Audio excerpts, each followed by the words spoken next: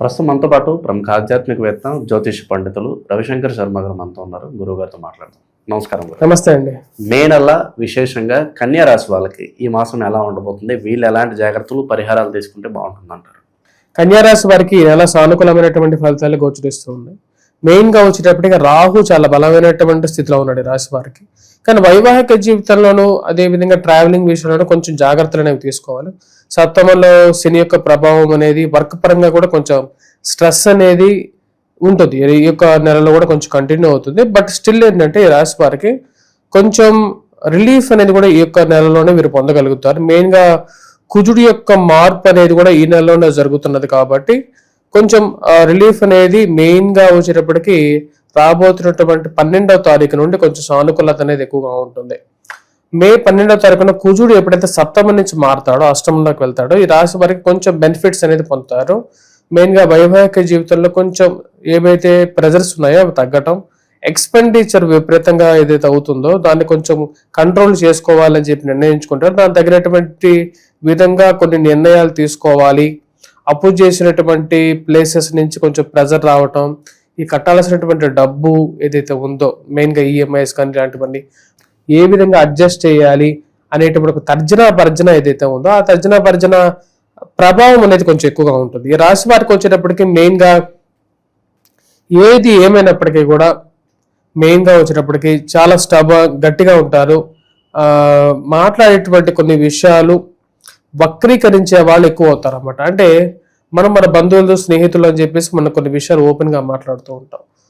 ఆ మాట్లాడినటువంటి విషయాల్ని వాళ్ళు వేరే విధంగా కొన్ని ఉన్నవి లేనివి యాడ్ చేసి చెప్పి అసలు ఈ విషయం నేను అన్నానా లేదా అనేటువంటి ఒక ఆలోచనలోకి మీరే వచ్చే విధంగా మీరే లాక్ అయ్యే విధంగా చేసేస్తారు. మరి అదేవిధంగా భూ సంబంధితమైనటువంటి లావాదేవీలు, మధ్యవర్తి పంచాయతీలు, కోర్టు వ్యవహారాలు, పోలీస్ స్టేషన్ పంచాయతీలు ఇవి మీకు అసలు ఇన్వాల్వ్మెంటే ఉండదు యాక్చువల్గా. కానీ మిమ్మల్ని లాగి ఏదో విధంగా మధ్యలో కూర్చోబెట్టాలని చెప్పి నిర్ణయించుకుంటారు కొంతమంది. మీరు మీ పాటికి రోడ్డు మీద పోతున్నా సరే పక్కన ఎవరో తన్నుకుంటూ ఉంటే మిమ్మల్ని లాగి మధ్యలో లాగి నువ్వు చెప్పు నీ పంచాయతీ ఏంటి, నువ్వు ఎందుకు ఇట్లా నడుచుకుపోతున్నావు అని చెప్పి దీన్ని మీ మీదకి చేసేటువంటి వారు ఎక్కువ అవుతారు. ఈ రాశిలో ఉండేటువంటి వారికి ఫైనాన్షియల్గా జాబ్ పరంగా కొంచెం బెటర్గానే ఉంటుంది. ఎందుకంటే శుక్రుడు రాజ్యస్థానంలో అనుకూలమైనటువంటి స్థానం భాగ్యస్థానం నుంచి రాబోతున్నాడు. సో ఫస్ట్ వీక్ జాబ్ పరంగా జరగాల్సినటువంటి కొన్ని మంచి పనులు జరగటం, మానసిక ప్రశాంతత ఉండటం, తండ్రి గారితో అనుకూలంగా ఉండటం ఇవన్నీ పాజిటివ్గా ఉంటాయి. కాకపోతే ఇటువంటి లిటిగేషన్ వ్యవహార విషయాల్లో కొంచెం జాగ్రత్తగా ఉండాలి. మెయిన్గా ఇందా చెప్పినటువంటి కొన్ని వ్యవహారాలు ఏవైతే ఉన్నాయో మీకు ఇష్టం లేకపోయినప్పటికీ కూడా ఆ యొక్క విషయాల మీద ఎక్కువగా ఆకర్షణ చెంది అంటే ఈ అనవసరమైనటువంటి గొడవలకు దూరంగా ఉండడం అనేది మంచిది. రాశి వారికి ఈ రాశి వారికి మెయిన్గా వచ్చినప్పటికే సప్తమంలో ఉన్నటువంటి శని కుజులు ఇద్దరు ఎవరైతే ఉన్నారో అంత సానుకూలమైనటువంటి ఫలితాలు ఇవ్వట్లేదు. అష్టమంలోకి కుజుడు యొక్క మార్పు 12వ తారీఖున ఇది ఆ 12వ తారీఖు నుంచి కొన్ని విషయాలు జాగ్రత్తగా ఉండాలి. మెయిన్గా ఇలా ఈ మధ్య జరుగుతున్నటువంటి కొత్త రకమైనటువంటి మోసాలకి మీరు గురి కాకుండా ఉండటం కోసం మెయిన్గా చాలా జాగ్రత్తలు అనేవి తీసుకోవాలి. ఈ రాశిలో ఉండేటువంటి విద్యార్థులు మెయిన్గా వచ్చేటప్పటికి చదువు మీద కొంచెం ఎక్కువగా కాన్సన్ట్రేట్ చేయాలి.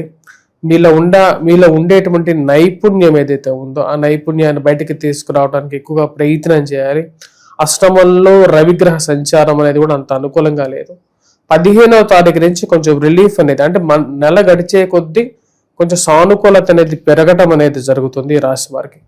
ఈ రాశి వారికి వృత్తిపరంగా వ్యాపార పరంగా ఫస్ట్ హాఫ్ అంటే ఉండేటువంటి మొదటి 15 రోజుల కన్నా కూడా 15వ తారీఖు తర్వాత నుండి ఈ రాశి వారికి కొంచెం సానుకూలంగా ఉండటం అంటే జాబ్ పరంగాను కొంచెం బెటర్గా ఉండటం, అదేవిధంగా చేస్తున్నటువంటి పనుల్లో కొంచెం ఇంట్రెస్ట్ కలగటం, దాంతోపాటు కొత్త ఉద్యోగాల ప్రయత్నాల్లో కూడా కొంచెం సానుకూలంగా కూడా 15వ తారీఖు తర్వాతే ఉంటుంది. ఫస్ట్ 15 డేస్ కొంచెం స్లో డౌన్లోనే ఉంటుంది కాబట్టి కొంచెం జాగ్రత్తగా తీసుకోవాలి. మెయిన్గా ప్రయాణ సంబంధితమైన వ్యవహార విషయాల్లో అదేవిధంగా వయోవృద్ధులు కూడా ఎవరైతే ఉన్నారో లేకపోతే ఆరోగ్యపరంగా ఎవరైతే బాధపడుతున్నారో శని ప్రభావ రీత్యా బాధపడుతున్నారో వారు కూడా కొంచెం జాగ్రత్తలు అనేవి తీసుకోవాలి. శని కొన్నిసార్లు మంచిని ఇస్తాడు, కొన్నిసార్లు చెడుని ఇస్తాడు. ఆల్వేస్ ఏంటంటే ఒక పాజిటివ్ తర్వాత ఒక నెగిటివ్ తర్వాత ఒక పాజిటివ్ అనేది జీవితంలో సరిసమానంగా జరుగుతూ ఉంటుంది. ఆ విషయాన్ని ఎక్కువగా పట్టించుకోవాల్సిన అవసరం లేదు. ఎందుకంటే ఈ రాశి వారికి రేపు రాబోతున్నటువంటి జూన్ నుంచి చాలా బెటర్ టైం రాబోతుంది. ఆ యొక్క మంచి జరగబోయేటప్పుడు చిన్న చిన్న సమస్యలు వచ్చినప్పటికీ కూడా వాటిని ఎదుర్కొని ముందుకు వెళ్ళగలగాలి. ఈ రాశి వారికి మెయిన్గా రాబోతున్నటువంటి ఎప్పుడైతే రవి అష్టమంలో ఉన్నప్పుడు ఎటువంటి ప్రభావాన్ని ఇస్తాడు అంటే కోపాన్ని తగ్గించుకోవాలి, ఎక్స్పెండిచర్స్ని తగ్గించుకోవాలి, కంట్రోల్గా ఉండాలి, మాట్లాడే విధానంలో యాంగ్జైటీ కొంచెం కంట్రోల్ చేసుకున్నట్లయితే కొన్నిసార్లు ఏమవుతుందంటే నీ లక్ ఫ్యాక్టర్కి, నీ యొక్క స్వయం కృషికి, నీ యొక్క ఉన్నతమైనటువంటి స్థితికి ఎవరు కారకం అంటే నువ్వే కారకం. నువ్వే కదా, నువ్వు జడ పదార్థం కాదు కదా, నువ్వే వెళ్ళేది, నువ్వే ఉద్యోగం చేసేది, నువ్వే అక్కడ వర్క్లో ప్లే చేసేది, జాబ్ చేసేది. కాబట్టి నువ్వే నీ యొక్క స్వయం కృషితోనే నువ్వు జీవితంలో ముందుకు రాగలుగుతావు. కాకపోతే ఇప్పుడు ఆ టైంలో సడన్గా నువ్వు బస్ట్ అవుట్ అవ్వటం, లేకుండా నువ్వు గట్టిగా మాట్లాడటం, అది నీకు పాజిటివ్ కన్నా కూడా కొన్నిసార్లు నెగిటివ్గా కూడా ఇస్తుంది.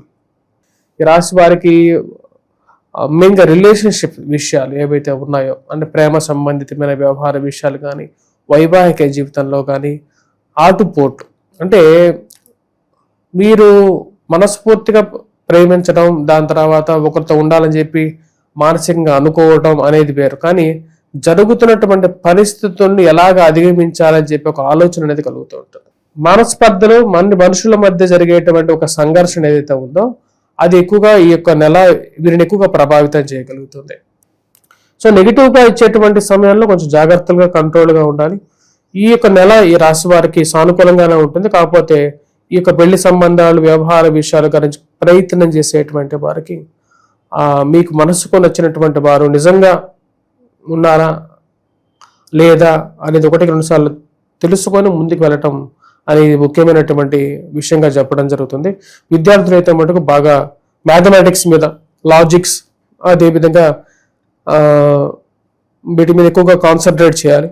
అదేవిధంగా గ్రూప్స్, సివిల్స్ ప్రిపేర్ అవుతున్నటువంటి వారు కూడా కొన్నిసార్లు రిలేషన్షిప్ కూడా మీకు నచ్చినటువంటి రిలేషన్షిప్ నుంచి బయటికి రావడానికి మీరు చేసేటువంటి ప్రయత్నాలకు కూడా అది మీకు సూటబుల్ కానప్పుడు భగవంతుడు కూడా ఏం చేస్తాడంటే మీకు ఆ యొక్క విషయాన్ని మీకు తెలియజేస్తాడు.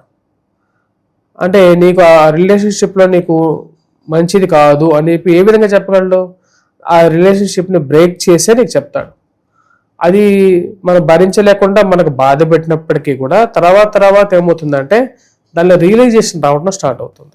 అంత మన మంచిగా జరిగింది అన్నట్లు. ఈ రాశి వారికి మెయిన్గా ఈ యొక్క నెలలో చేసుకోవాల్సినటువంటి కొన్ని చిన్న పరిహారాలు, రెమెడీస్ అంటే ఇందా చెప్పినటువంటి ఫిజికల్గా మనం చేసుకోవాల్సినటువంటి కంట్రోల్ కాకుండా ఈ నెలలో దైవాసుడు అసలు ఎందుకు వెళ్ళాలి అంటే మనం సంచిత కర్మలు అంటే మంచి కర్మలు చేసేటప్పుడు మనస్సు ప్రశాంతతగా ఉండాలి. కాబట్టి దైవ కర్మలు చేసే ముందు ఎప్పుడైనా సరే దేవాలయానికి వెళ్ళాలి. ఎందుకని ఆ పాజిటివ్ వైబ్రేషన్ రావటం వల్ల ఏమవుతుందంటే మనస్సు ముందు ప్రశాంతంగా ఉంటుంది. మనస్సు ప్రశాంతంగా ఉన్న తర్వాత మనసులో మనం చదివేటువంటి పాజిటివ్ మంత్రాలు కానీ ఇవన్నీ కూడా మనకు వచ్చేటప్పటికి ఒక పాజిటివ్ వైబ్రేషన్ ఇస్తాయి. తద్వారా వచ్చేటప్పటికి నీ లైఫ్ అనేది ఒక పాజిటివ్, నీ మనసు ముందు ప్రశాంతంగా ఉంటుంది. నిశ్చలమైనటువంటి మనసుతో నువ్వు ఇక ప్రపంచాన్ని జయిస్తావు. అదే అద్వైతం చెప్తుంది. ఈ రాశిలో ఉండేటువంటి వారు ముఖ్యంగా వెంకటేశ్వర స్వామి దేవాలయ దర్శనం చేసుకోవటం, దాని తర్వాత హనుమాన్ చాలీసా పఠించండి, దాని తర్వాత సూర్య నమస్కారాలు చేయండి. ఇవి సానుకూలమైనటువంటి ఫలితాలు ఇస్తాయి. మంచి విశ్లేషణ అందించారు. ధన్యవాదాలు.